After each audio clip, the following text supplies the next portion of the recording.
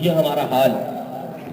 مسئلہ تقدیر، اگر ایک غیر مسلم پوچھے کہ آپ کے ہاں تقدیر کا کیا کانسیپٹ ہے، تو میں شرط سے کہتا ہوں کہ ہمارے مسلمان ہی نہیں بتا سکتے کہ تقدیر الہی کیا چیز ہے. الٹے سیدھے اور غلط سلط کانسیپٹس ہمارے ذہن میں ہیں، لیکن جو صحیح اور اللہ تبارک و تعالیٰ اور اس کے رسول کریم صلی اللہ علیہ وسلم کی اس بارے میں تعلیم ہے، اس سے ہم محروم ہیں.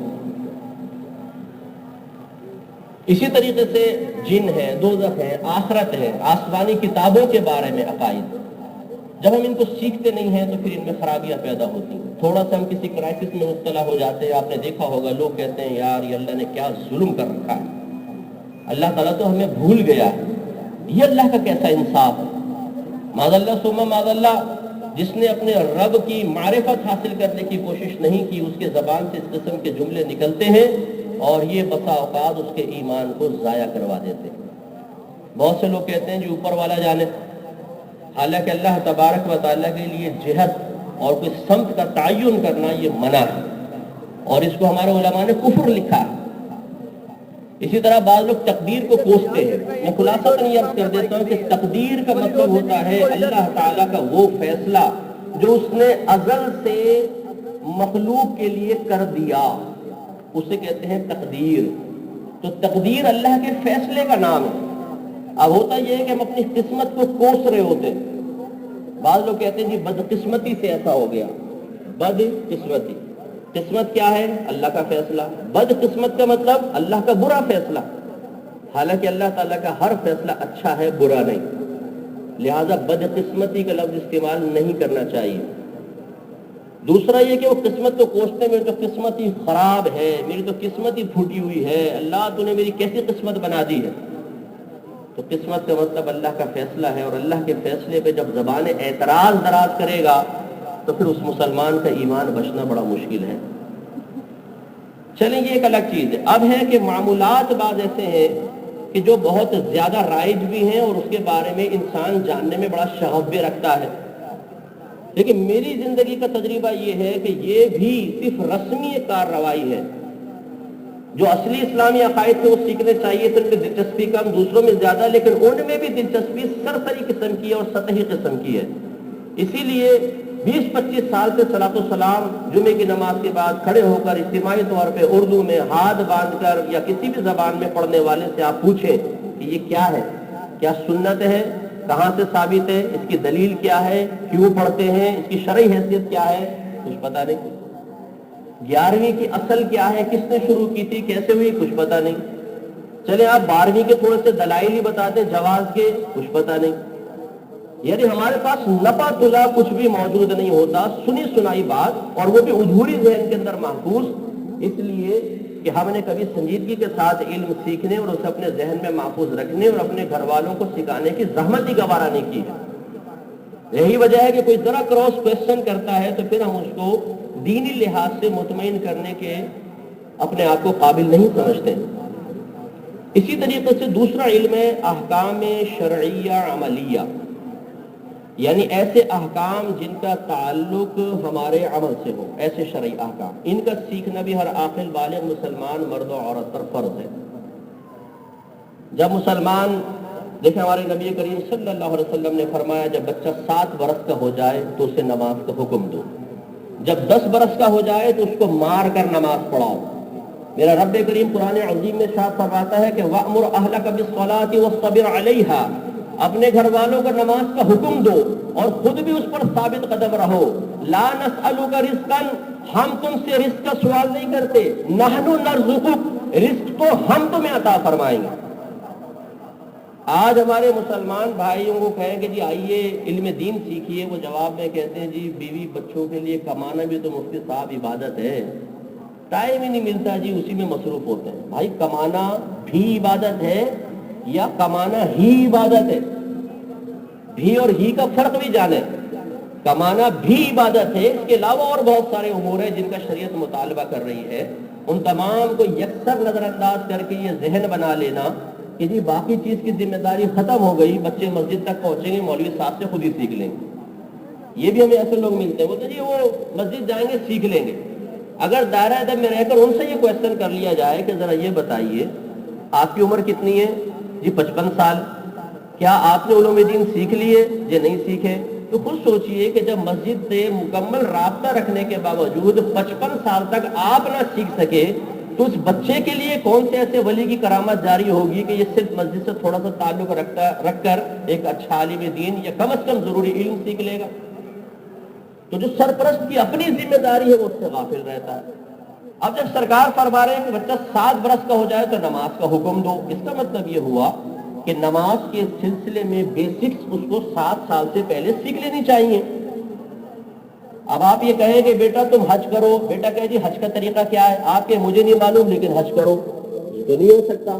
اس کا مطلب ہے کہ 7 سال سے پہلے بچے کو نماز کے احکامات سکھانے ہوں گے، لیکن پولائٹلی. پھر سرکار نے فرمایا جب بچہ 10 برس کا ہو جائے تو مار کر نماز پڑھاؤ.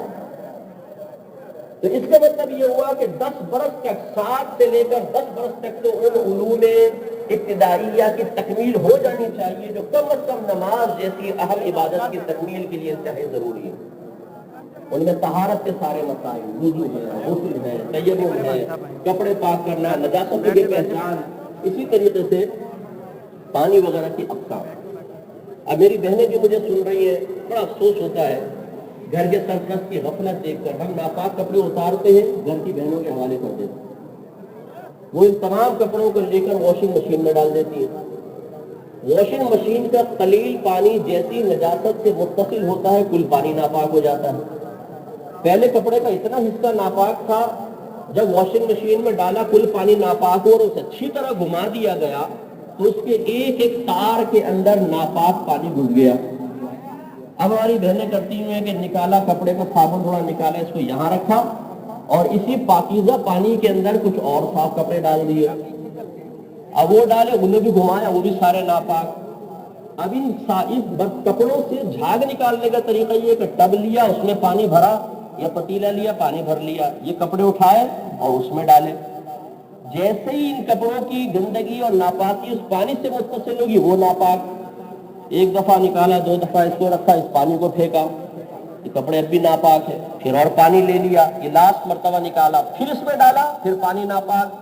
آخر تک نکال کے پھر یوں دیکھ کر واہ کیا بونس کا کمال ہے، کتنے صاف ستھرے کپڑے دھلے اور کپڑے ابھی تک ناپاک. پھر وہ قریب سے گزرتے ہوئے آدمی بھی چھینٹے ماری، دیواروں پہ چھینٹے، ناپاک چھینٹے، پردوں کے اوپر، دوسرے کے کپڑوں کے اوپر. شوہر پہ پڑتے کہتا کیا ٹھنڈی چھینٹے ہیں، اور مسجد میں آ کے اللہ اکبر شروع ہو گیا. پھر انہی کپڑوں کو وہ سکھاتی ہے رسی کے اوپر، رسی ناپاک. اور یاد رکھیں کپڑے قیامت تک اگر سوکھ بھی جائیں 10 دفعہ استری کر لیں، جب تک شرعی لحاظ سے پاک نہیں کریں گے وہ پاک نہیں ہوں گے. یہ زمین کا خاصہ ہے کہ میرے آقا صلی اللہ علیہ وسلم نے زمین کے خشک ہونے پر اور نجاست کے اثر کے مکمل طور پہ زمین پر سے ختم ہو جانے کے بعد اس کی پاکی کا حکم دیا. باقی چیزیں علی الاصل اپنے حکم پر باقی رہیں گی. ہاں جو زمین سے سختی کے ساتھ متصل اور ان کا شدت سے اتصال ہے وہ زمین کے حکم میں، وہ الگ بات. اب ہوتا یہ کہ استری کی کپڑے صاف ستھرے کپڑے نظر آ رہے ہیں بظاہر لیکن ناپاک ہیں، اور مرد وہی کپڑے پہن کر جمعے کی نماز پڑھ رہا ہے، عید کی نماز پڑھ رہا ہے، اپنی 5 وقت کی نماز پڑھ رہا ہے اور نمازیں برباد ہو رہی ہیں. تو ان گھر کی بہنوں کا مسئلہ کون سکھائے گا؟ اللہ تعالیٰ نے تو قرآن میں حکم ارشاد فرمایا کہ اپنے گھر والوں کو بھی جہنم کی آگ سے بچاؤ، انہیں علم دین سکھاؤ. اسی طریقے سے اب پیسہ آ گیا تو زکوٰۃ کا علم سیکھنا فرض. حج اگر پیسے ہیں، حج فرض ہو گیا، تمام شرائط پوری ہیں تو حج کرنا فرض، اس کے بعد اس کا علم سیکھنا فرض. اسی طرح رمضان کے روزے آ گئے تو رمضان کا علم سیکھنا فرض. کتنے میرے بھائی یہاں بیٹھے ہوں گے جو تجارت کرتے ہوں گے، بزنس کرتے ہوں گے، دکانیں چلاتے ہوں گے، خرید و فروخت کرتے ہوں گے، اسی طرح چیزوں کو کرائے پر لیتے دیتے ہوں گے، دکان ہے، مکان ہے، یا گاڑیاں چلاتے ہوں گے، اس میں کرائے کا لین دین جس کو اجارہ کہتے ہیں.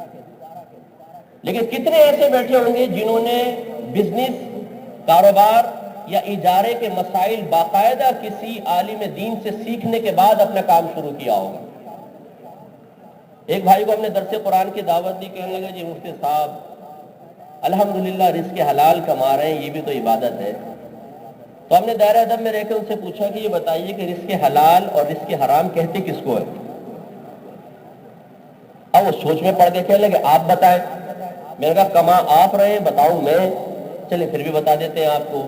رزق حلال وہ ہے جو شریعت کے قواعد و ضوابط و شرائط اور ان کی پابندیوں کا لحاظ رکھ کر حاصل کیا جائے، اور رزق حرام وہ ہے کہ جو شریعت کی ممانعت کے ساتھ اس کے اصول، ضوابط، پابندیوں اور اس کے قواعد کو نظر انداز کر کے حاصل کیا جائے۔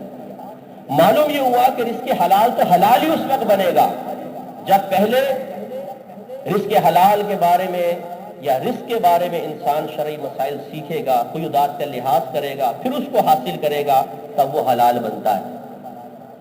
بعض اوقات صرف ایک شرط غلط لگا دینے کی بنا پر رزق حلال حرمت کی طرف آ جاتا ہے، حرام ہونے کی طرف آ جاتا ہے۔ اسی طریقے سے بڑی معذرت چاہتا ہوں، معاملات کا علم سیکھنا بھی فرض ہے، اب اس پہ تھوڑی سی توجہ فرمائیے گا۔ ہم شادی کرنے رکھتے ہیں، لڑکے والوں کی ڈیمانڈ ہوتی ہے جی لڑکی گوری ہو، آنکھیں ذرا بڑی بڑی ہو، قد یہاں تک پہنچے ہو، اتنی اس کی تعلیم ہو، خاندان تھوڑا اچھا ہو، مکان تھوڑا صحیح ہو، ٹھیک ہے جی۔ لڑکی والوں کی ڈیمانڈ ہے جی لڑکا ذرا اچھا کماتا ہو، خاندان تھوڑا ٹھیک ہو، گھر اپنا ہو گئی۔ لیکن شاید ہی آپ کوئی ایسی فیملی دیکھے کہ لڑکے والے یہ ڈیمانڈ کریں کہ یہ پہلے یہ بتائیے کہ کیا آپ نے لڑکی کو حیض و نفاس کے، طہارت کے، کپڑے پاک کرنے کے مکمل مسائل سکھائے ہیں؟ کیا آپ کی بیٹی نے طلاق وغیرہ کے اور شوہر کے حقوق سے متعلق تمام مسائل سیکھ لیے ہیں؟ اسی طرح کوئی لڑکی والے یہ ڈیمانڈ کرے کہ کیا لڑکے کو حیض و نفاس کے مسائل معلوم ہے؟ آپ حیرت زدہ ہوں گے کہ مرد حیض و نفاس کے مسائل کیوں سیکھے گا؟ اس لیے کہ جب شادی ہوتی ہے تو پھر مرد کے لیے بھی ضروری ہے کہ وہ حیض و نفاس کے دوران جو شرعی پابندیاں ہیں ان کا لحاظ رکھے گا، اور اسی طریقے سے اگر بیوی جاہلہ آ گئی تو شوہر پہ واجب ہے کہ وہ اس کو علم دین سکھائے۔ اب شوہر کو کچھ بھی نہیں پتا، اچھا بیویوں کو بھی نہیں پتا، کتنی خواتین ایسی ہیں جو ان خرابیوں کے اندر مبتلا ہیں، لیکن کوئی لڑکی والا نہ لڑکے کے بارے میں پوچھ رہا ہے کہ اس نے علم سیکھا ہے، اس نے طلاق کے مسائل سیکھ لیے ہیں، اسے نان نستے کے مسائل معلوم ہیں، کچھ بھی نہیں۔ نتیجہ یہ نکلتا ہے کہ آج ہر گھر کے اندر ایک کھیچم تانی، اور ہم نے عاملوں کی دکانیں آباد کر رکھی ہیں۔ ذرا گھر میں لڑائی جھگڑا ہوا، عامل کے پاس پہنچ جاتے جی جھگڑا ہو گیا، وہ کہتا جی جادو کروا دیا۔ یہ جادو اصل میں کسی پھپھی یا تائی نے نہیں کروایا، بلکہ یہ جہالت کا جادو ہے۔ لڑکی کہتی ہے میرا حق ہے مجھے دو، حالانکہ اس کا حق نہیں ہے۔ شوہر کہتا ہے یہ میرا حق ہے مجھے دو، حالانکہ اس کے بہت سارے حق نہیں ہوتے ہیں۔ اور اس کھیچم تانی اور جنگ کے اندر وہ گھر کا سکون تباہ کر دیتے ہیں۔ مثال کے طور پہ میں مثال دیتا ہوں، بیٹا یہ کہتا ہے میری ماں کی خدمت کر، حالانکہ ساس کی خدمت کرنا بیوی پر شرعی لحاظ سے کوئی واجب نہیں ہے، اس پر تو شوہر کی مکمل خدمت کرنا بھی واجب نہیں ہے۔ اگر آپ شرعی مسئلہ سے سیکھیں، اس پہ نہ کپڑے دھونا واجب ہے، نہ کھانا بنانا واجب ہے، نہ شوہر کے کپڑے استری کرنا واجب ہے۔ کرے تو اچھی بات ہے، بہت اچھی بات ہے۔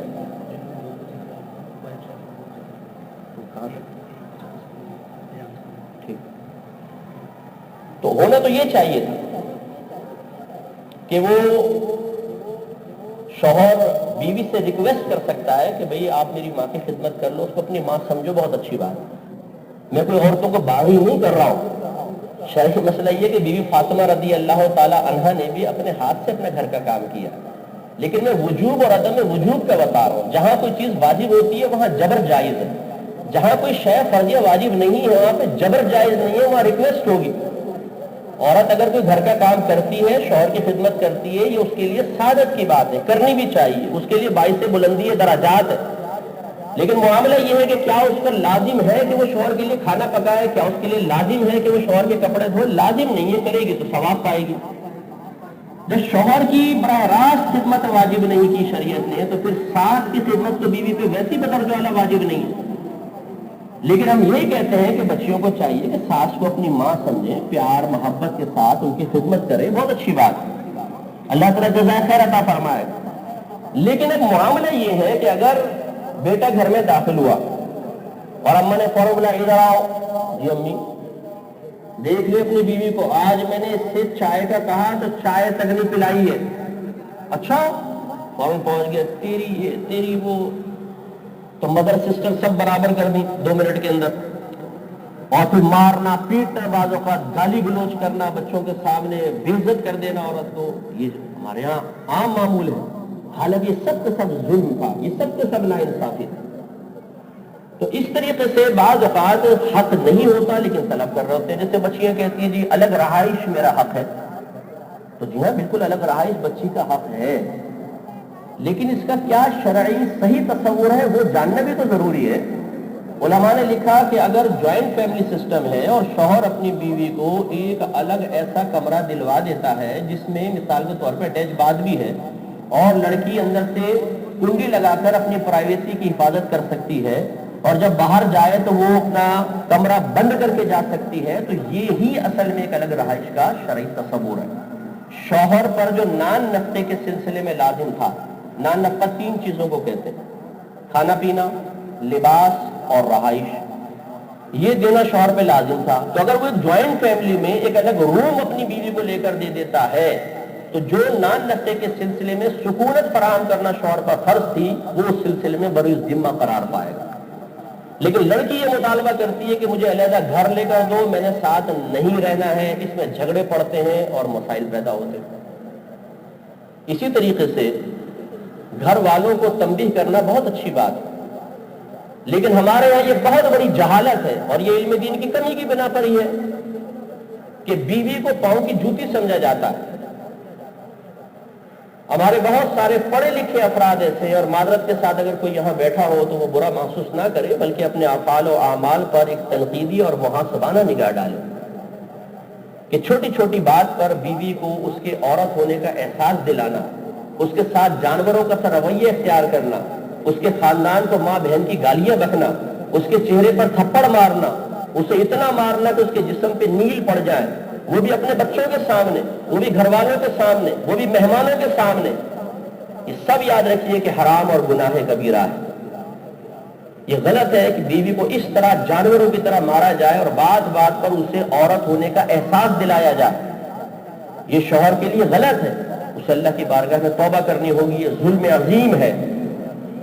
اگر کوئی مخلوق اللہ تبارک و تعالیٰ نے کمزور پیدا کی ہے اور اسے ہمارے ماتحت رکھا ہے تو اس کا مطلب ہرگز یہ نہیں ہے کہ ہر قسم کا ظلم کرنا ہمارے لیے روا ہو گیا، جائز ہو گیا، یہ بالکل غلط ہے اور حرام ہے۔ اور ایسے شوہر کو آخرت میں محاسبے کے لیے تیار رہنا چاہیے۔ میں نے ایک جگہ بیان کیا کہ اگر شوہروں نے ایسی کوئی غلطی کی ہو تو وہ توبہ کر لے، اور چونکہ بیوی کا حق میں کوتاہی کی ہے تو بہتر ہے کہ معافی مانگ لیں۔ تو کچھ بھائیوں نے کہا کہ جی مفتی صاحب کیا کہہ رہے ہیں، ہم معافی مانگے اپنی بیوی سے؟ تو وجہ کیا ہے؟ علم دین کی کمی ہے۔ آپ نے اپنا دماغ اتنا اونچا کیوں کر لیا؟ اور خصوصاً بڑی معذرت کے ساتھ بعض میں نے داڑھی والے دیکھے، صاحب علم حضرات دیکھے کہ جو اپنے گھر میں اس طرح کا نامناسب رویہ اختیار کیے ہوئے ہیں، وہ باہر جاتے ہیں تو دوسروں سے کہتے ہیں جی میں تو کتا ہوں، کمینوں آپ کے قدموں کی خاک۔ لوگ کہتے ہیں یار کتنا منکسر المزاج آدمی ہے، واہ آج دن کی ساری تو ختم ہے، اور گھر میں جاتے ہی وہ سلطان رائی بن جاتا ہے۔ گھر میں گھس گئی، دھوڑ دروازے کو لات ماری، کھانا نہیں ہے تو تیری یہ اور تیری وہ، بیوی کی 2 منٹ میں بے عزتی کر دیتے ہیں۔ اگر وہ بیویاں ان کی یہ باتیں باہر لیک آؤٹ کر دیں تو 2 منٹ میں آدمی کی عزت زوال پذیر ہو سکتی ہے۔ تو اس میں بھی بیویوں کا احسان ماننا چاہیے کہ وہ راز کو راز رکھتی ہیں۔ تو کوئی بھی شخص ہو، کسی بھی مقام و مرتبے کا ہو، یہ ہرگز نہیں ہو سکتا کہ وہ جو ظلم روا رکھے اپنے بارے میں گمان کرے کہ اللہ تعالیٰ ضرور مجھ سے نظر انداز کرے گا اور میری اس میں کوئی گرفت نہیں ہوگی۔ اگر ایسا ہے تو میں آپ کو واقعی عرض کر دیتا ہوں، ذرا دیکھیے کہ سید القونین سید المرسلین صلی اللہ علیہ وسلم کا عمل مبارکہ کیا ہے۔ رحمت کونین صلی اللہ علیہ وسلم جھرمٹ صحابہ میں جلوہ فروز ہے۔ سرکار صلی اللہ علیہ وسلم نے فرمایا کہ اگر میں نے تمہارا مجھ پر کوئی بھی حق باقی ہو، میں نے تمہارے ساتھ کوئی ایسا معاملہ کیا ہو تو آج تمہیں اختیار ہے کہ تم اپنا بدلہ لے سکتے ہو۔ صحابہ کرام باطن میں کانپ گئے، یا رسول اللہ ہم سرکار سے بدلہ لیں گے؟ لیکن حضرت عکاشہ رضی اللہ تعالیٰ عنہ کھڑے ہو گئے، یا رسول اللہ میرا ایک حق آپ پر باقی ہے۔ صحابہ کرام کے چہرے کے رنگ متغیر ہو گئے۔ عکاشہ کی اتنی جرأت کہ سرکار سے مطالبہ حق، میرے آقا صلی اللہ علیہ وسلم نے فرمایا اوکاشا آگے آؤ اور کہو تمہارا کیا حق ہے. عرض کی یا رسول اللہ صلی اللہ علیہ وسلم ایک مرتبہ جب جہاد کے لیے صفوف تیار ہو رہی تھیں میں سب سے تھوڑا سا پیچھے نکل گیا تھا تو آپ نے ایک چھڑی میری پشت پر ماری تھی, مجھے اس کا بدلہ چاہیے. آج کا کوئی حکمران ہوتا پہلی بات تو یہ کہ زبان سے یہ کلمات نکالنا ہی پہاڑ کے برابر ہے, اور اگر ریاکارانہ طور پہ الفاظ زبان سے نکل بھی جاتی اور کوئی ماتحت یہ جرت کر لیتا تو 2 منٹ میں اس کی اوقات یاد دلا دی جاتی کہ اپنی اوقات سے باہر نکل آیا, میں تو عاجزی کے الفاظ کہہ رہا تھا تم تیاری ہو گئے. لیکن میرے آقا صلی اللہ علیہ وسلم نے فرمایا کہ اوکاشا اگر یہی بات ہے تو چھڑی اٹھاؤ اور اپنا بدلہ لے لو. حضرت اوکاشا رضی اللہ تعالیٰ عنہ آگے بڑھے, صحابہ کرام کانپ گئے کہ اوکاشا یہ کیا کر رہا ہے, نبی کریم صلی اللہ علیہ وسلم کی پشت انور پر چھڑی. لیکن اوکاشا بڑھتے چلے گئے, قریب آئے, عرض کی یا رسول اللہ ایک اور مطالبہ ہے. فرمایا کیا؟ عرض کی کہ جب آپ نے میری پشت پہ چھڑی لگائی تھی تو میری کمر پر قمیض نہیں تھی. صحابہ کرام کی آنکھوں سے آنسو جاری ہو گئے, دل کانپ گئے کہ اوکاشا تم کیا بے ادبی کرنے لگے ہو. لیکن میرے آقا صلی اللہ علیہ وسلم کے عدل و انصاف آج دن کی ساری اور اپنی تعلیم امت کے لیے میدان محشر میں ظالم کے لیے اللہ تعالیٰ کی بارگاہ میں کھڑے ہو کر حساب و کتاب کا ڈر پیدا کرنے کے لیے میرے آقا صلی اللہ علیہ وسلم نے اپنی پشت سے اپنی قمیض کو اٹھا دیا. جیسی کمر سے پشت مبارکہ سے کپڑا ہٹایا, حضرت اوکاشا رضی اللہ تعالیٰ عنہ نے آگے بڑھ کے مہر نبوت کو بوسہ دے لیا.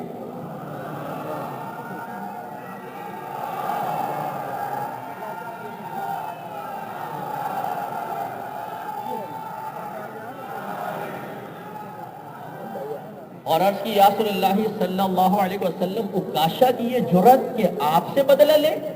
خدا کی قسم عرصہ دراز سے قلب میں یہ خواہش اور یہ حسرت مچل رہی تھی کہ آپ کی مہر نبوت کو بوسہ دوں. اس غلام کو اس کے علاوہ کوئی ہیلا سمجھ میں نہ آیا تو یہ گستاخی کر بیٹھا. میں معذرت کا خواستگار ہوں. تو سرکار نے تو جو کرنا تھا وہ کر گزرے. تو آپ دیکھیے کہ کیا ہم میں سے کوئی اگر دین سے وابستہ ہے تو کیا رحمت کونین صلی اللہ علیہ وسلم سے بڑھ کر مقام و مرتبہ رکھتا ہے؟ تو جب میرے آقا صلی اللہ علیہ وسلم اپنے غلاموں کے لیے اپنے آپ کو پیش فرما رہے ہیں تو پھر آپ کی میری اوقات کیا ہے؟ اسی طرح بڑی معذرت کے ساتھ وہ اساتذہ, وہ ٹیچرز, وہ قاری حضرات کہ ماں باپ تو ایک رسم و رواج کے مطابق کہتے ہیں کہ جی یہ بچہ لے لیجئے, گوشت ہمارا اور ہڈی آپ کی. قاری صاحب ڈنڈا نکال کے کہتے ہیں موسٹ ویلکم صاحب, اب تو اجازت مل گئی. اچھا اگر بچہ امیر کا ہو تو ہلکا سا مارنا بھی بہت بڑا سمجھا جاتا ہے, اور اگر بچہ غریب کا ہو تو کہتے ہیں کہ ہڈی توڑے بغیر تو چھوڑنا ہی نہیں ہے اس کا. اور جو بیچارے کہ پھر پٹائیاں ہوتی ہیں اللہ ہی بہتر بس جانتا ہے.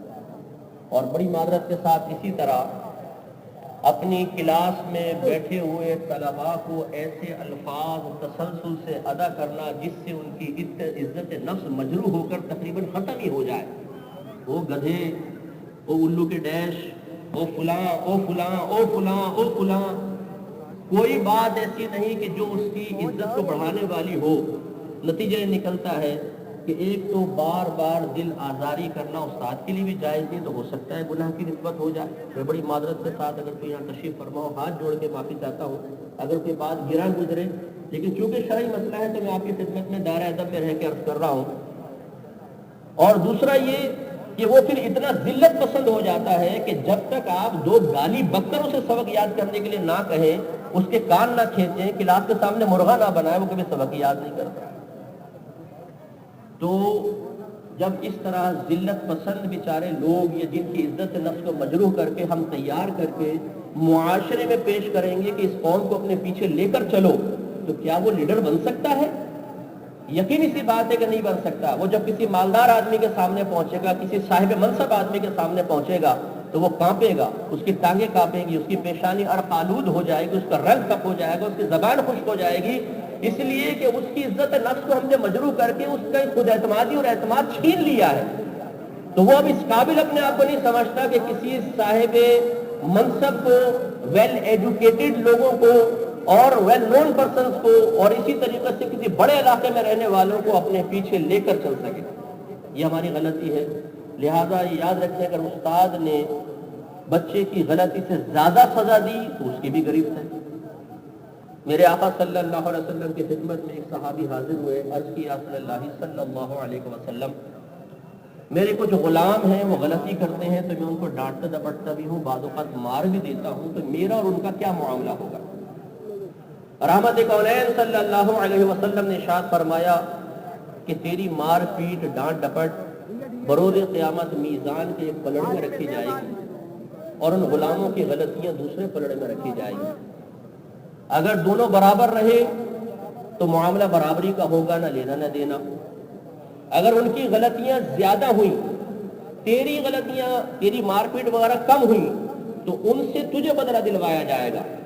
لیکن اگر تیری مار پیٹ اور تیرا برا بھلا کہنا ان کی خطاؤں سے زیادہ ہوگا, غلطی سے زیادہ ہوگا, تو پھر تیری نیکیاں نکال کر ان کے نام اعمال میں ڈالی جائیں گی. تو راوی کہتے ہیں کہ وہ صحابی روتے ہوئے سرکار کی بارگاہ سے رک سکتے ہیں. تو یہ سوچنا کہ جی مجھے اگر اللہ نے کوئی منصب دیا ہے تو میں چاہوں اپنے گارڈ کو گالی بک دوں, اپنے چپڑاسی کو گالی بک دوں, اپنی بیوی کو گالیاں بک دوں, اپنے آفس میں کام کرنے والے ماتحت کو سب کے سامنے ذلیل کر کے اس کی عزت اتار کے ہاتھ میں رکھ دوں اور میدان معاشر میں میری کوئی گرفت نہیں ہوگی, یہ بہت بڑی خطا ہے. یاد رکھیے اللہ تعالیٰ تمہیں انصاف کرنے والا ہے. میرے آقا نعمت امام اہل سنت مجدد دین و ملت پروانہ شمع رسالت عظیم مرتبت شاہ احمد رضا خان علیہ رحمت الرحمان پہلے پان کھانے کے عادی تھے. آخری عمر مبارکہ میں ترک فرما دیا تھا, اور خصوصاً افطار میں پان کی بڑی طلب ہوتی تھی. اس سوانح اعلی حضرت نے واقعہ لکھا ہے. تو ایک مرتبہ ذرا گھر کا خادم بچہ دیر سے پان لے کر آیا. اعلی حضرت رضی اللہ تعالیٰ عنہ کو طلب محسوس ہو رہی تھی, وہ قریب آیا تو آپ نے اس کے سر پہ ایک ہلکی سی چپت لگائی. اتنی دیر سے پان لے کر آئے. اس نے عرض کی کہ حضور اصل میں گھر والوں نے ہی تھوڑا سا دیر سے دیا تھا اس لیے دیر ہو گئی. فرمایا اچھا. وہ بچہ چلا گیا. راوی کہتے ہیں جیسے ہی بچہ گیا, آقا نعمت امام اہل سنت مجدد دین و ملت جو قوم کے بہت بڑے لیڈر تھے اور بلا مبالغہ بر صغیر پاک و ہند میں آپ کے پائے کا کوئی فقیہ نظر نہیں آتا. اللہ کے ولی, با کرامت اللہ کے ولی, لاکھوں آپ کے شاگرد جو ماشاءاللہ بڑے بڑے مقام پر فائز ہوئے, لیکن وہ راوی کہتے ہیں کہ اعلی حضرت نے اس بچے کے جانے کے بعد ٹہلنا شروع کیا بے چینی کے ساتھ. کبھی ادھر جاتے, کبھی ادھر جاتے, کبھی ادھر جاتے, کبھی ادھر جاتے.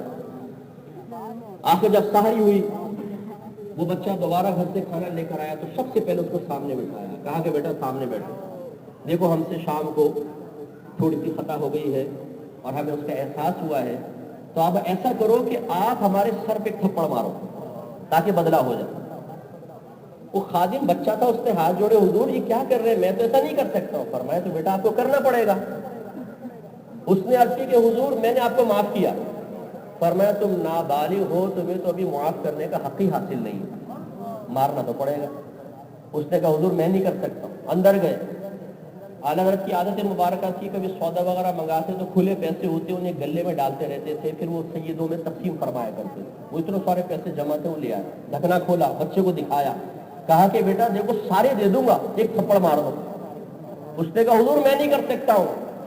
راوی کہتے ہیں اعلی حضرت نے اپنے سر سے امام مبارکہ اتارا, اس بچے کا ہاتھ پکڑا اور 4-5 تھپڑ اپنے سر پہ لگائے اور وہ پیسے بچے کو دے کر رخصت کیا. تو ذرا غور فرمائیے, واقعی وہ بڑے صرف نام کے بڑے نہیں تھے, وہ کام کے بھی بڑے تھے. ہم بعض اوقات نام کے بڑے ہوتے ہیں لیکن ہمارے عمل چند مخصوص لوگوں کے سامنے تو بڑے محتاط ہوتے ہیں. ہم بولتے بھی ہیں بڑی احتیاط کے ساتھ, ہم بات کرتے ہیں بڑی احتیاط کے ساتھ, ہم چلتے ہیں بڑی احتیاط کے ساتھ, کھڑے ہوتے ہیں بہت ہی محتاط انداز میں. لیکن جب ہمیں خوف یہ نہیں رہتا کہ ہماری بے عزتی ہوگی, ہماری گرفت ہوگی, کوئی ہماری گرفت کرنے کے بعد ہمارے لیے زوال عزت کا سبب بنے گا, اس وقت ہمارا جوبن دیکھنے والا ہوتا ہے. پھر وہ 8 دن کی ساری ختم ہو جاتی ہے اور ہم ظلم کرنے لگ جاتے ہیں. اس میں ذرا توجہ کرنے کی ضرورت ہے کہ ہماری بہنیں کمزور مخلوق ضرور ہیں, لیکن یاد رکھیے جس نے اپنی بیوی پر ظلم کیا تو میدان معاشر میں پھر یہ عورت اللہ تبارک و تعالیٰ کی بارگاہ میں کھڑے ہو کر حساب و کتاب بڑا سخت لے گی. اس لیے اس میں کوئی شرم کی بات نہیں ہے کہ انسان اپنی زوجہ سے جا کے معافی طلب کر لے کہ بھی میں نے اپنی زندگی میں جو خطائیں کی، آپ پہ ظلم کیا، سختی کی، گالی بکی، دل آزاری کی، مجھے معاف کر دیں. ورنہ میدان معاشر میں پھر احتساب کے لیے انسان کو تیار رہنا چاہیے. تو اب دیکھیں ماں باپ جو ہوتے ہیں ایک رول ماڈل ہوتے ہیں. یہ جو فرمایا اللہ تعالیٰ نے کہ اپنے آپ کو اپنے گھر والوں کو جہنم کی آگ سے بچاؤ، اس میں ایک ضروری چیز یہ بھی ہے کہ ماں باپ ایز اے رول ماڈل اپنے آپ کو بچوں کے سامنے پیش کریں. ان کا لہجہ شستہ ہونا چاہیے، ان کا کلام اچھا ہونا چاہیے، بچوں سے آپ کے ساتھ بات کریں. میاں بیوی کو چاہیے کہ کبھی بچوں کے سامنے لڑائی جھگڑا نہ کریں، کیونکہ لڑائی جھگڑے میں انسان ہائپر ہوتا ہے، پھر آؤٹ آف کنٹرول ہو جاتا ہے. بچے اس چیز کو دیکھ رہے ہوتے ہیں، ایک تو ان کے ڈر میں ذہن میں ڈر بیٹھ جاتا ہے، صدمہ بیٹھ جاتا ہے، خوف بیٹھ جاتا ہے. اور اکثر خواتین کی عادت ہے کہ شوہر ڈانٹ ڈپٹ کے باہر نکلتا ہے تو پھر وہ بچوں کے سامنے روتی ہیں، کوستی ہیں، اللہ تعالیٰ اس کا ایکسیڈنٹ کر دے، تباہ ہو جائے، کم وقت اس نے میری زندگی برباد کر دی، اے اللہ ایسا شوہر کسی کو نہ دینا. تو جو بچی سن رہی ہوتی ہے چھوٹی سی، اس کے ذہن میں آتی ہے کہ اس کا مطلب ہے کہ شوہر ایک ظالم آدمی کا نام ہے، ایک سخت گیر آدمی کا نام ہے. اسے اپنے فیوچر کے بارے میں بہت سارے وساوس اور خدشات تنگ کرنے لگ جاتے ہیں، اس کے ذہن میں بیٹھ جاتے ہیں، جس سے اس کو ڈپریشن ہونے لگ جاتا ہے. لیکن ہم پرواہ نہیں کرتے ہیں، لوگ لڑتے جھگڑتے، مار پیٹ، بیوی کو رلاتا ہوا چھوڑ کے نکل جاتے ہیں. نتیجہ نکلتا ہے ہم اپنے ہاتھوں سے اپنے بچوں کو تباہ کر رہے ہیں کہ جب ہمارا بیٹا شوہر بنتا ہے، ہماری بچی بیوی بنتی ہے، تو وہ وہی عمل کر رہی ہوتی ہے جو ان کی ماں نے کیا، جو ان کے باپ نے کیا، اور اس سے خرابیاں پیدا ہو رہی ہوتی ہیں.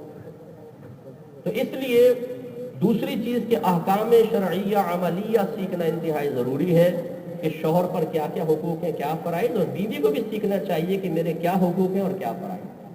اب میں بہت اہم بات عرض کر رہا ہوں، طلاق کے مسائل ہر شوہر کو جو بنیادی مسائل ہیں، بہت گہرائی کے ساتھ نہیں لیکن بنیادی مسائل سیکھنا فرض ہے. میں چونکہ ایز اے مفتی کام کر رہا ہوں، میرے بزرگوں کا فیض ہے. آپ کو معلوم ہوگا کہ الحمدللہ میں جامع نظامیہ رضویہ لاہور سے فارغ شدہ ہوں، اور میں نے فقہ کی تربیت اپنے استاد محترم جناب عبدالقیوم ہزاری صاحب رحمۃ اللہ علیہ، جو بہت ہی نفیس میرے استاد تھے اور جن سے مجھے بڑی عقیدت اور محبت ہے. اللہ تعالیٰ ان کی قبر پر ہزار رحمتیں نازل فرمائے. اور میرے استاد محترم عبدالستار سیدی صاحب کی جلوہ افروز ہے، میں گستاخی پر بھی معافی چاہتا ہوں، حضور نیچے بیٹھے ہیں، میں اوپر ادنا سا آدمی اوپر بیٹھا ہوں. لیکن یہ بزرگوں کے فیض ہے کہ وہ نیچے بیٹھ کے بھی دوسرے کو اٹھا دیتے ہیں، یہ ان کا فیض ہے اور بزرگوں کی کرامت میں کہوں گا. تو یہ سب ہمارے بزرگوں کا فیض ہے. تو مسئلہ یہ کہ بہت سارے ہمارے پاس مسائل آتے ہیں، پورے ورلڈ سے میرے پاس میلز آتی ہیں جن کو میں خود پڑھتا ہوں، جواب دیتا ہوں.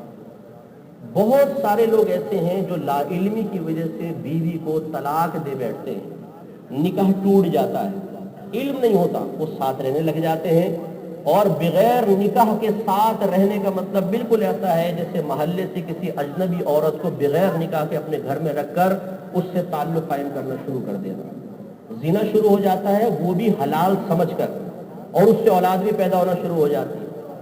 اور یہ کوئی کم عرصے میں نہیں، بعض ایسے سے کیسز آئے کہ 20 سال تک زنا ہوتا رہا ہے اور پھر سمجھ میں آیا کہ زنا ہو رہا.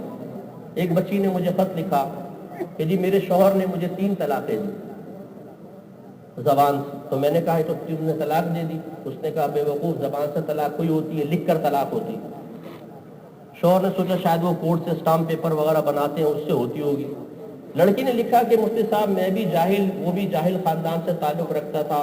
میں نے کہا ٹھیک کہہ رہا ہوگا، ہم ساتھ رہنے لگے. 20 سال ہو گئے اس واقعے کو. پھر انہوں نے وہ احکام شریعت پروگرام میں بچی نے مسئلہ سنا تو پھر اس نے کہا کہ آج مجھے پتہ چلا ہے کہ جیسے لکھ کر طلاق ہوتی ہے ایسے ہی زبان سے بھی طلاق ہو جاتی ہے. اب وہ اس سے علیحدہ ہوئی ہے. اب آپ بتائیں بڑی معذرت کے ساتھ اپنی بچیوں کے لیے صرف دنیاوی لحاظ سے اچھا رشتہ تلاش کرنے والے باپ جو یہاں جلوہ افروز ہیں، میں ان سے گزارش کرتا ہوں ذرا یہ بتائیے، اگر شوہر نے بسا اوقات بیوی کے طلاق کے مطالبے پر یوں کہہ دیا نا جا دفع ہو جا، یہ کنایا کے الفاظ ہیں.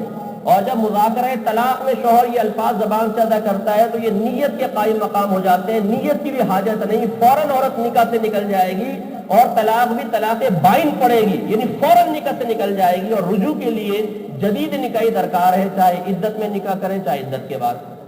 ابھی ہمارے گھروں میں کتنا عام ہے بیوی کہتی ہے چھوڑ دو مجھے، کہتا ہے جا دفعہ اپنے باپ کے گھر چلی جا، اور پھر کوئی پرواہ نہیں ہوتی، پھر کہتے ہیں صلح ہو گئی ہمارے درمیان.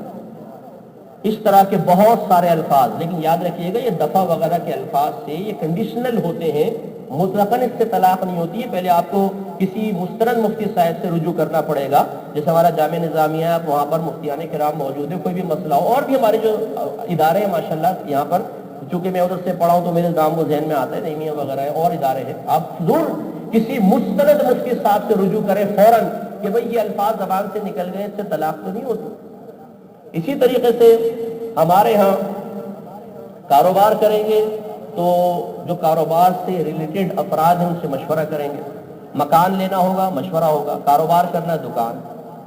لیکن جب طلاق وغیرہ کے مسئلے معلوم کرنے ہوں گے تو پھر ہم زیادہ سے زیادہ پہنچ جاتے ہیں پپو پان والے کے پاس.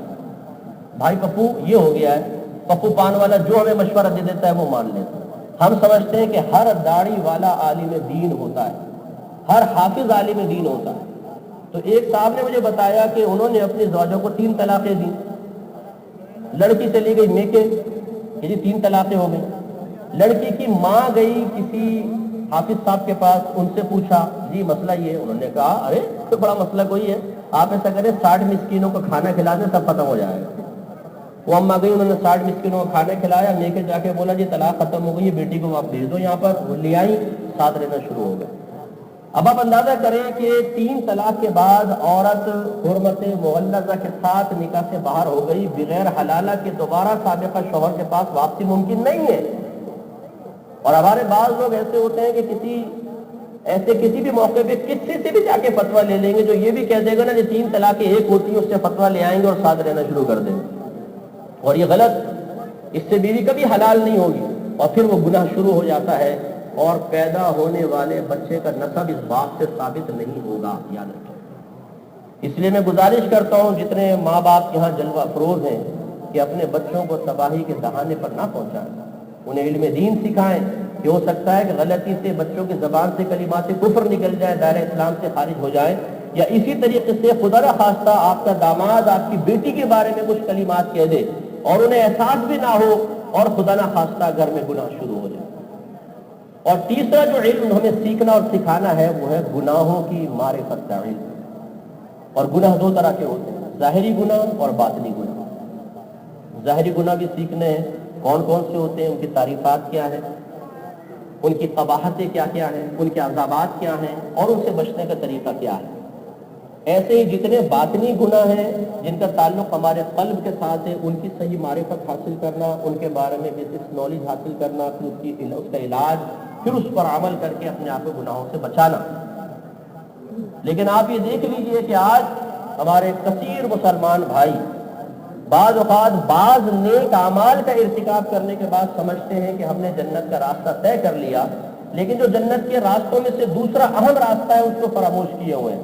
مثال کے طور پہ نماز پڑھ لیں گے، رمضان کے روزے رکھ لیے، تھوڑی بہت قرآن پاک کی تلاوت کر لی، کسی غریب کو کھانا کھلا دیا، ختم. لیکن جو دوسرا راستہ ہے گناہ سے مکمل طور پہ اپنے آپ کو بچانا، اس کی طرف متوجہ نہیں ہوتے. رات دن گناہ کر رہے ہیں، کرپشن کے ذریعے پیسہ کمایا جا رہا ہے، دولت کو ڈبل ٹرپل کرنے کی کوشش کی جا رہی ہے، اس میں جھوٹ بھی ہے، اس میں دھوکہ دہی بھی ہے، اس میں ناجائز قبضے بھی ہیں، لوگوں کی جیبیں خالی کرائی جا رہی ہیں، فراڈ کیا جا رہا ہے، جھوٹ بول کے سودا بیچا جا رہا ہے، لیکن کوئی پرواہ نہیں ہے. جی کھانا بھی تو کھلا دیتا ہوں، غریبوں کو میں نے شادیاں کروا دی، میں نے نماز بھی تو پڑھی ہے، میں نے 10 حج بھی تو کیے ہیں. ان اعمال کو دیکھ کر انسان گناہوں کی طرف سے غافل ہو جاتا ہے. حالانکہ اللہ تبارک و تعالیٰ نے واضح طور پہ قرآن عظیم میں ارشاد فرمایا، یا ایھا الذین آمنوا ادخلوا فی السلم کافہ، اے ایمان والو اسلام میں پورے داخل ہو جاؤ. اسلام میں بعض معاملات میں چوائس نہیں ہے. یہ نہیں کہ جی میں ایک راستہ اختیار کر لوں کہ جی بس تھوڑے بہت نیک عمل کر لوں، باقی گناہوں کا معاملہ اللہ تو ضرور معاف کر دے گا. کاش ہمارا ذہن بن جائے کہ اللہ تعالیٰ جہاں رحمان و رحیم ہے وہاں قہار و جبار بھی تو ہے، وہ غریب بھی تو فرما سکتا ہے. تو گناہوں کی معرفت اور پھر اپنے ظاہر و باطن کو مکمل طور پہ گناہ سے بچانے کی کوشش انتہائی ضروری ہے. تو اللہ تعالیٰ نے فرمایا ایمان والوں اپنے آپ کو اور اپنے گھر والوں کو جہنم کی اس آگ سے بچاؤ جس کا ایندھن آدمی اور پتھر ہے. تو میں نے آپ کو خلاصہ ذکر کیا خود بھی علم دین سیکھنا ہے، گھر والوں کو سکھانا ہے، خود بھی نیک عمل کرنا ہے، اپنے گھر والوں کو بھی نیک عمل کی ترغیب دینی ہے، خود بھی گناہ سے بچنا ہے اور اپنے گھر والوں کو بھی گناہوں سے بچانا ہے۔ لیکن ان تینوں میں جو کوتاہی ہو رہی ہے، میں نے آپ سے عرض کیا، یہ بہت خطرناک کوتاہی ہے۔ آج گھر کا سرپرست علم دین سے بالکل خالی، نہ بیوی کو علم سکھا رہا ہے نہ بچوں کو، یہ نہیں سوچتا کہ ایک جاہل عورت بچوں کی صحیح تربیت کیسے کر سکتی ہے، ایک جاہل عورت اپنے بچوں کو جنت کے راستے پہ کیسے لگائے گی، ایک جاہل عورت اپنے بچوں کو جہنم کے راستے سے کیسے ہٹا سکتی ہے، کوئی پرواہ نہیں ہے۔ پھر خود نیک عمل نہ کرنا، نہ خود برائی سے بچنا، نہ اپنے گھر والوں کو نیکی کی تلقین کرنا، نہ برائی سے روکنا، یہی وجہ ہے کہ پورا کا پورا گھر گناہوں میں مصروف ہوتا ہے۔ ہم اپنے گھر والوں کے ساتھ بیٹھ کر بعض اوقات وہ نازیبا مناظر دیکھ رہے ہوتے ہیں جو ایک شریف آدمی اکیلے بیٹھ کر بھی نہیں دیکھ سکتا ہے، اور ہمیں اس کی پرواہ نہیں ہوتی کہ جوان بیٹی بھی ساتھ بیٹھی ہے یا جوانی کی تحریک سے قدم رکھنے والی بچی بھی میرے ساتھ بیٹھ کر وہ مناظر کو دیکھ کر اپنے ذہن میں گندے خیالات کو جمع کر رہی ہے، نہ چاہتے ہوئے بھی اس کی طبیعت خراب ہو رہی ہے، اور اس کا اثر لازم جب یہ بچے کو دودھ بھی پلائے گی تو دودھ کے ذریعے اثر منتقل ہو، کردار کا اثر ضرور بچوں پر ہوتا ہے۔ لیکن ہمیں کوئی پرواہ نہیں ہوتی، ہم بڑے بڑے گناہ دیکھنے کے باوجود خاموش رہتے ہیں۔ بیٹا فجر میں سو رہا ہے، ماں کہتی نہ جگاؤ، کیوں؟ نئی ڈیوٹی کر کے آیا۔ اور معذرت کے ساتھ ہمارے یہاں تو المیہ یہ ہے، پوری پوری رات نعت خوانی ہوتی ہے، بس اوقات پوری رات جلسے بھی ہوتے ہیں۔ بعض نعت خوان حضرات ناراض ہو جاتے ہیں، جی آپ نعت خوانوں کے بارے میں کہہ رہے ہیں، جلسہ بھی بعض اوقات بہت لیٹ ختم ہوتا ہے، اور جلسے میں بیٹھنے والا، نعت خوانی اٹینڈ کرنے والا، حالانکہ نہ علماء نے ان کو کہا نہ نعت خوانوں نے کہا، لیکن وہ فجر کی نماز نہیں پڑھتا۔ یو کے میں تھا تو وہاں تقریباً 5-10 ہزار کا مجمع تھا، ایک مسجد بہت بڑی مسجد تھی، وہاں ہر سال سالانہ نعت خوانی ہوتی، وہ ختم ہوئی فجر سے آدھا پونا گھنٹہ پہلے، اور آپ یقین کریں جو ریگولر نمازی تھے وہ بھی فجر کے صف میں موجود نہیں تھے۔ یہ بھی ایک قابل توجہ بات ہے۔ حضرت عمر فاروق رضی اللہ تعالیٰ عنہ کا دور مبارکہ ہے، نماز پڑھنے کے بعد آپ نے پلٹ کر دیکھا، صفوف میں ایک ریگولر نمازی نوجوان نظر نہ آیا۔ آپ انویسٹیگیشن کے لیے اس کے گھر پہنچ گئے، دروازہ بجایا، ماں باہر آئی، فرمایا کہ آج آپ کا بیٹا مجھے جماعت میں نظر نہیں آیا۔ ماں نے عرض کی یا امیر المومنین، اصل میں پوری رات نوافل پڑھتا رہا تھا، جب فجر کا وقت آیا تو اس کو نیند آ گئی۔ عمر فاروق رضی اللہ تعالیٰ عنہ نے ارشاد فرمایا رات سوتا رہتا اور فجر ہمارے ساتھ جماعت سے پڑھ لیتی، اس کی شب بھر کی عبادت سے بہتر تھا۔ اس میں تھوڑے سے اپنے رویوں میں تبدیل لانے کی بھی ضرورت ہے۔ احکام شرعیہ کی شرعی حیثیت مختلف ہے، پہلے فرض ہے، پھر واجب ہے، پھر سنت موقدہ، پھر غیر موقدہ، پھر مستحب کا درجہ ہے، اس کے بعد مباح آتا ہے۔ ہم بعض اوقات مستحبات میں اتنے مستغرق ہو جاتے ہیں کہ فرائض، واجبات اور سنن موقدہ کی بھی پرواہ نہیں ہوتی ہے۔ اور وہی میری بات آپ دوبارہ ذہن میں لے کر آئیے کہ اپنا بنایا ہوا ایک معیار کہ جو میں اختیار کر رہا ہوں بس اللہ تعالیٰ معاذ اللہ ثم معاذ اللہ میری مرضی کا پابند ہو کر اس کو قبول بھی فرمائے، اور آخرت میں جیسے درجات میں چاہتا ہوں میری مرضی کے مطابق عطا بھی فرمائے۔ اللہ کا قانون قانون نہیں ہے، اللہ کے ضابطے نہیں محسوس ہوتے، اللہ تبارک و تعالیٰ کی لگائی ہوئی پابندیاں ہم ماننے کے لیے تیار نہیں ہیں، یہ غلط چیز ہے۔ اگر ایک ماں باپ اپنے آپ کو کنٹرول نہیں کریں گے تو اولاد کیسے کنٹرول میں آئے گی؟ اور جو غیر شادی شدہ بیٹھے ہیں وہ یہ نہ سوچیں کہ جی یہ ماں باپ کے بارے میں کلام ہو رہا ہے۔ وجہ اس کی یہ ہے کہ آج آپ غیر شادی شدہ ہیں تو کل آپ نے ماں باپ بننا ہے۔ بعض ہمارے نوجوان ینگسٹرس یہ کہتے ہیں کہ مفتی صاحب ہمارے ماں باپ نے تربیت نہیں کی تو ہم کیا کریں؟ میں ان کی خدمت میں گزارش کرتا ہوں کہ بیٹا جس طریقے سے آپ یہ عذر پیش کر رہے ہیں کہ آپ کے ماں باپ نے آپ نے تربیت نہیں کی، اس وجہ سے آپ ایسے ہیں، تو کل ایسا نہ ہو کہ آپ تربیت حاصل نہ کر کے اپنی اولاد کی تربیت نہ کر سکے تو آپ کی اولاد بھی آپ کے بارے میں یہ کہہ رہی ہوگی۔ اور جب آپ بالغ ہو گئے تو مکلف ہو گئے اس بات کے کہ اب اگر ماں باپ کی تربیت میں کوتاہی بھی تھی تو اس کوتاہی کو آپ ختم کریں، کیونکہ اب آپ پر ذمہ داری آنے والی ہے کہ آپ اپنے گھر والوں کو آگے لے کر چلیں گے۔ اب ہمارے نوجوان چونکہ گھروں سے ماحول نہیں ہوتا، تربیت نہیں ہوتی، والدین ایک اچھا ماحول فراہم نہیں کرتے، تو کس قدر خرابیوں کے اندر ملوث۔ آپ سوشل میڈیا پہ چلے جائیں، کتنے یہاں پہ ایسے بیٹھے ہوں گے جنہوں نے فیک آئی ڈیز بنائی ہوئی ہیں، لڑکے ہیں لڑکیاں بنی ہوئی ہیں، اور لڑکیاں ہیں لڑکے بنے ہوئے ہیں، اور وہ چیٹ کر رہے ہیں۔ فرینڈس کی لسٹ میں آپ دیکھ لیجئے لڑکیوں کا کثیر نام ہے، لڑکوں کے نام ہے، اور رات کے 2:30 بجے لگے ہوئے ہیں، آنکھوں میں نیند بھری ہوئی ہے، اور دوسرے کو دھوکہ دینے میں اور اس کو اپنی ذات سے متاثر کرنے میں مصروف عمل ہے۔ صبح فجر کی نماز کا ہوش نہیں ہے۔ پھر بلیک میلنگ ہے، کسی کا راز حاصل کر کے وہ افشا کر دے جاتے ہیں۔ اس طرح نوجوان اپنے آپ کو تباہ کر رہے ہیں، اور بڑی معذرت کے ساتھ کہ بعض شادی شدہ اولاد کے جوان ہونے کے باوجود وہ بھی اندر سے کنڈی لگا کے رات کے 2:30 بجے لگے پڑے ہیں کمپیوٹر پہ کہ کوئی حور پری مل جائے تو اس بابا کو بھی سیٹ کر لے یا بابا اس کو سیٹ کر لے۔ کوئی حیا شرم کرنی چاہیے ایسے ٹھرکی حضرات کو کہ آپ کی اولاد جوان ہو رہی ہے، بیوی کا حق آپ صحیح طریقے سے ادا نہیں کر رہے ہیں، اور آپ چیٹ کر رہے ہیں، وہ بھی اتنی خراب قسم کی چیٹنگ۔ تو توبہ کرنی چاہیے۔ وجہ کیا ہے؟ یہ وہی جس نے اللہ کے دین کو معمولی سمجھا، جس نے اللہ تعالیٰ کے احکام کو پس پش پھینکا، جس نے اپنی آخرت کو فراموش کیا، جس نے اپنی موت کی جانب سے آنکھیں پھیر لیں، جس نے اللہ تعالیٰ کی بارگاہ میں کھڑے ہو کر اپنی زندگی کے حساب و کتاب کو فراموش کر دیا، وہ دنیا میں بھی ذلیل و خوار ہوگا اور آخرت میں بھی ذلیل و خوار ہوگا۔ تو میرے خصوصی طور پہ نوجوانوں، اپنی دوستیاں بھی اچھی کریں۔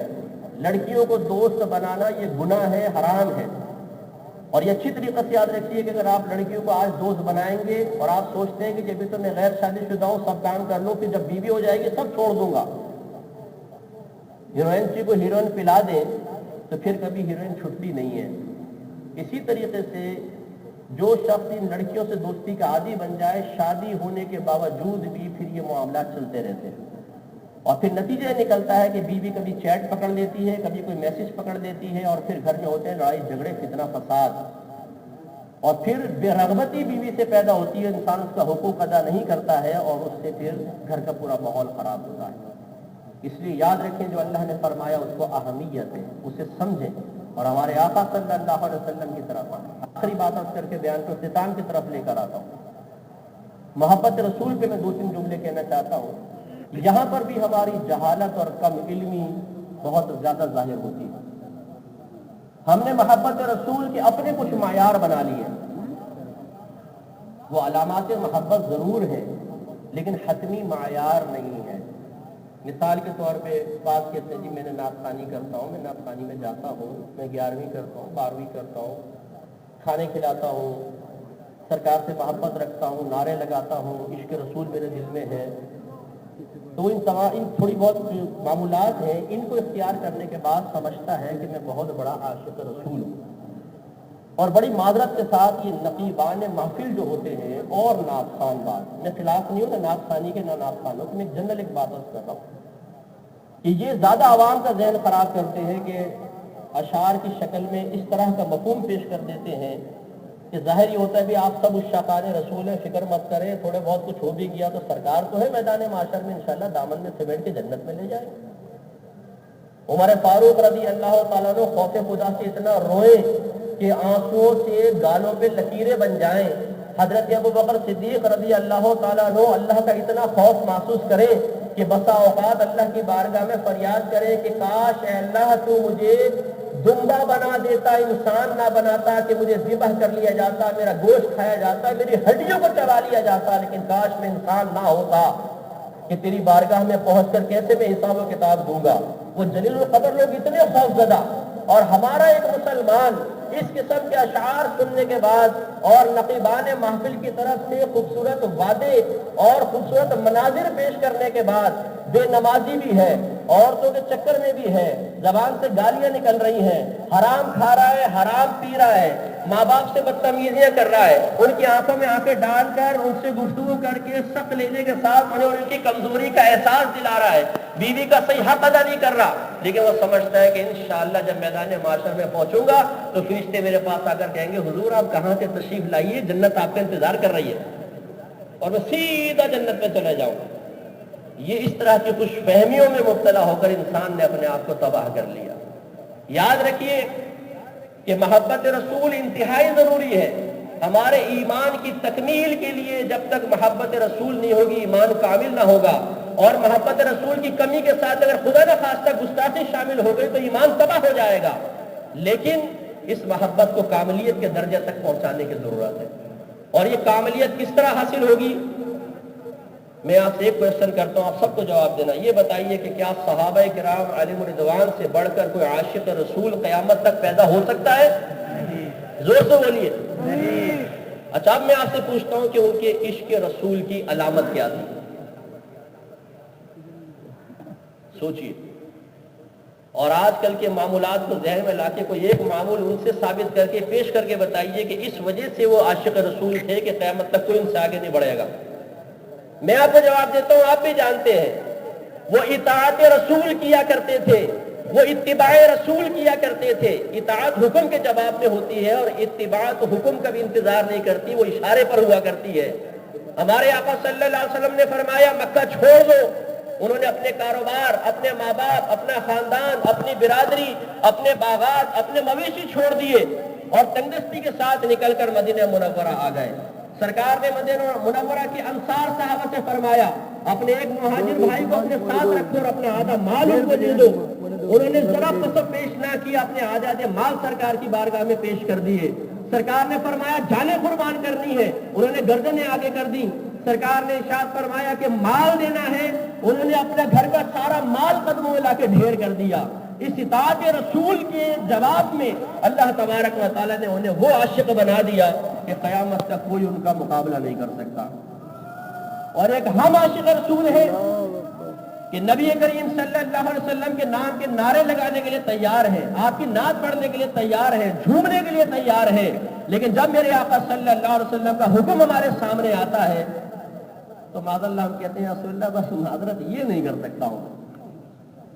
نعرے کتنے خوبصورت، غلامی رسول میں بولیے زور سے، غلامی رسول میں موت بھی قبول ہے.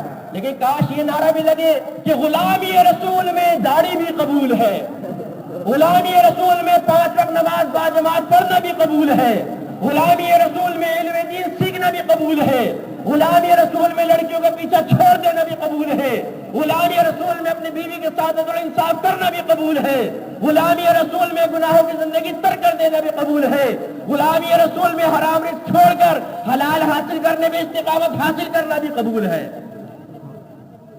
ہمارے بھائی کہتے ہیں مدر صاحب ہلکا ہاتھ رکھیں، ہم اتنی سختی کے عادی نہیں ہیں. ہمیں تو یہ بولیں کہ جو مرضی کرو میدان معاشر میں، فکر مت کرو، جنت تو بنی ہی آپ ہی کے لیے ہے. ہاں صحیح بات ہے کہ جنت تو بنی ہی محبت رسول رکھنے والے کے لیے ہے، اس کا کوئی انکار نہیں کر سکتا. لیکن وقت محاسبہ یہ ہے کہ کیا انسان واقعی اس عشق رسول کے مقام پر فائز ہے کہ نہیں. میں آپ سے پوچھتا ہوں آخری بات پھر بیان ختم کرتا ہوں. ایک ماں بیٹھی ہوئی تھی، اس کا بیٹا پاتا ہے، کہنے لگا امی مجھے آپ سے بڑی محبت، آپ پر میری جان قربان، میرے بیوی بچے قربان، میرا مال قربان. ماں بڑی خوش ہوئی. ماں نے کہا بیٹا ایک گلاس پانی پلانا. اب ماں میرے پاس ٹائم نہیں ہے، پانی نہیں پلا رہا. ماں نے کہا بیٹا تھوڑی دیر بیٹھ جا، تو اس سے بات کرنے کو دل چاہ رہا ہے. اماں میرے دوستوں کو ٹائم دیا ہوا ہے.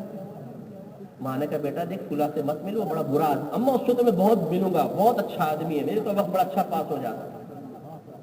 ماں نے کہا بیٹا اس سے مل، وہ بہت نیک آدمی. اماں اس کے تو مجھے شکل سے بھی نفرت. بیٹا یہ کھا لے، میرا دل نہیں چاہ رہا. بیٹا فلاں جگہ نہ جا، ضرور جاؤں گا. پھر آخر میں کہتا ہے لیکن امی آپ پر میری جان قربان، آپ سے بڑی محبت ہے، بڑا پیار ہے، بڑا عشق. بتائیے دعوی محبت ماں میں سچا ہے کہ جھوٹا ہے؟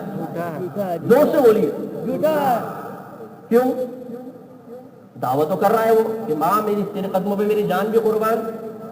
وجہ اس کی یہ ہے کہ ماشاءاللہ آپ جی شعور ہیں، آپ نے یہ فیصلہ کیا کہ دعویٰ جب دلیل کے مطابق اور دلیل دعوے کے مطابق نہ ہو، اور یہاں یہی مناسب ہے کہ جب آپ کی دلیل آپ کے دعوے کے مطابق نہیں ہے تو وہ دعویٰ بیکار ہے.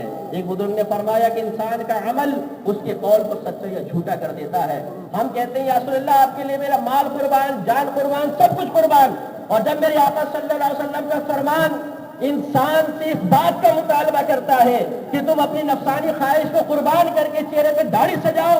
ہم کہتے ہیں ہم نہیں کر سکتے. 5 وقت نماز پڑھ لو کہ نماز میں میری آنکھوں کی ٹھنڈک ہے. ہم کہتے ہیں ہمارے پاس ٹائم نہیں ہے. سرکار فرمائے اس کے حلال کماؤ. ہم کہتے ہیں ہم یہ نہیں کر سکتے ہیں. سرکار فرماتے ہیں کہ برے فعل نہ کرو. ہم کہتے ہیں اس کی بغیر ہمیں سکون ہی نہیں ملتا ہے. تو پھر بتائیے عشق رسول کا دعویٰ سچا رہے گا یا جھوٹا ہوگا؟ لیکن میں پھر بھی نہیں کہتا ہوں کہ جھوٹا ہوگا. شیخ عبداللہ محدث دہلوی رحمۃ اللہ علیہ نے واضح طور پر لکھا کہ سرکار کی نافرمانی، اللہ کی نافرمانی اور محبت رسول جمع ہو سکتی ہے. یہ ہو سکتا ہے، لیکن انہوں نے یہ ضرور لکھا کہ اگر کوئی شخص ایسا عمل کرے گا تو لازم وہ عشق و محبت رسول میں ناقص ہوگا، کبھی کامل نہیں ہو سکتا. اس لیے میرے بھائیوں، بس آخری بات، میرے آقا نعمت امام اہل سنت مجدد دین و ملت پروانہ شمع رسالت شاہ احمد رضا خان علیہ رحمت الرحمان نے اپنے پیغامات میں ہمیں یہی سمجھایا ہے کہ تمہارے نبی کے بڑے احسانات ہیں. انہوں نے تمہارے ساتھ بہت معاملات کیے ہیں. انہوں نے تمہارا ہاتھ پکڑ کے تمہیں جہنم کے راستے سے ہٹا کر جنت کے راستے پر لگایا ہے. اس نبی کے احسانات کا ہی تقاضا یہ ہے کہ اس کا کہنا مانا جائے. جب کوئی ہمارے ساتھ مروت کا معاملہ کرتا ہے تو ہم اس کا احسان مانتے ہیں اور اس کی اطاعت کرنے کی کوشش کرتے ہیں. تو آخر میں چند اشعار پڑھ کر اپنا بیان ختم کرتا ہوں، اور ذرا ان اشعار پر غور کریں کہ میرے آقا صلی اللہ علیہ وسلم کس طریقے سے اپنے امت سے کرم فرما رہے ہیں، فرماتے رہے ہیں اور قیامت تک فرماتے رہیں گے. کیا ایک امتی کے لیے یہ بات مناسب ہے کہ اس کے نبی تو اتنا کرم فرمائے اور اس کے کرم کے جواب میں وہ بے دردی کے ساتھ اپنے نبی کے احکامات کو فراموش کر کے ان کو روحانی اذیت اور تکلیف پہنچائے؟ تو ان اشعار کے آخر میں آئے گا یہ ہے. ان سے مراد میرے سرکار صلی اللہ علیہ وسلم کی ذات. اعلیٰ حضرت فرماتے ہیں کہ سچی بات سکھاتے یہ ہے، سیدھی راہ چلاتے یہ ہے، ہلتی نیو جماتے یہ ہے، روتی آنکھ ہنساتے یہ ہے، جلتی جان بجھاتے یہ ہے، قصر دنا تک کس کی رسائی جاتے یہ ہے، آتے یہ ہے، رنگے بے رنگوں کا پردہ دامن ڈھک کے چھپاتے یہ ہے، ٹھنڈا ٹھنڈا میٹھا میٹھا پیتے ہم ہیں پلاتے یہ ہے، نزع روح میں آسانی دے کلمہ یاد دلاتے یہ ہے، مرقد میں بندوں کو تھپک کے میٹھی نیند سلاتے یہ ہے، باپ جہاں بیٹے سے بھاگے لطف وہاں فرماتے یہ ہے، ماں جب اکلوتے کو چھوڑے آ آ کہہ کے بلاتے یہ ہے، اپنی بنی ہم آپ بگاڑے کون بنائے بناتے یہ ہے، رافع نافع دافع شافع کیا کیا رحمت لاتے یہ ہے، سلم سلم کی ڈھارت سے پل سے پار چلاتے یہ ہے، کہہ دو رضا سے خوش ہو خوش رہے مجدہ رضا کا سناتے یہ ہے.